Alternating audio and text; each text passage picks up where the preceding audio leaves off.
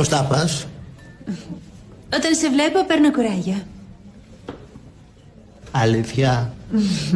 Λέω, υπάρχουν και χειρότερα. Για σκέψου να ήμουν εσύ. Έχουν έρθει τα πάνω κάτω. Σε μένα το λες. Πρέπει να μιλήσουμε σοβαρά. Αν είναι να μιλήσουμε σοβαρά, βγάλε τη μάσκα. Ποια μάσκα? Δεν φοράς μάσκα? Όχι βέβαια. Θες να πεις ότι αυτή η μουτσούνα είναι μόνιμη? Τρέλα με για κουμπί!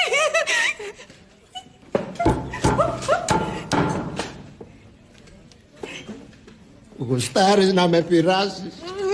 Με έχεις καταλάβει, βρε τιμούλικο, και δεν μπορώ πια να σου κρυφτώ.